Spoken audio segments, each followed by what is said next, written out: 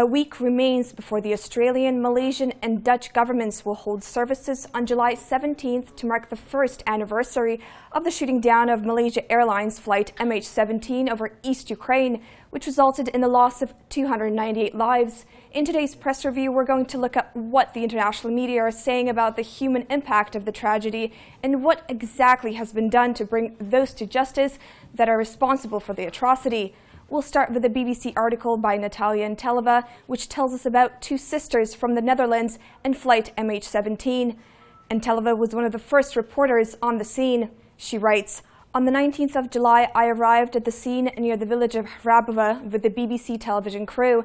The sun was just setting over spectacular fields of sunflowers. Scattered through these fields over an area of more than 10 square kilometers were the bodies of 298 passengers and crew. Some of what we saw was overwhelmingly gruesome and some painfully poignant." She then proceeds to draw our attention to the fact that the Russian-backed militants who controlled the area at the time began their own recovery operation and brought in miners to go through the fields. One of those miners, Antelova writes, gave her the ID of the woman whose sister, Babs, she later tracked down in the Netherlands. Babs later asked Antelova to find a silver bracelet her sister always wore.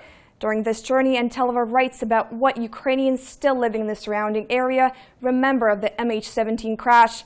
In the village of Rasputne, one man says, "I was barbecuing and there it was falling down, a big thing, a big piece, and from that piece of plane there were people falling. They were flying as if they were birds with their arms spread out."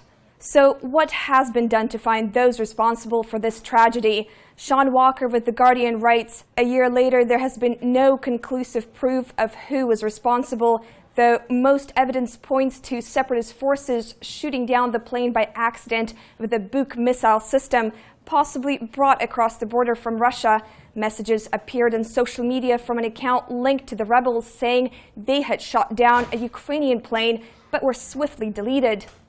He then goes on to say that despite all this, it still remains a mystery exactly who controlled the Buk missile and that the Dutch-led investigation into the crash has proceeded slowly, with a full report not expected until October. Walker then notes that when the Russian-backed leader Alexander Zakharchenko was asked whether there will be any events to mark the upcoming anniversary, he said, "Why are you asking us? Ask the Netherlands. If they want to do anything, we'll guarantee their safety." So 1 year on and many questions still without definitive answers. Let's hope that the Dutch Safety Board report due out later this year might finally give us some closure. That's all we have time for today. Join us again tomorrow for another edition in Kiev.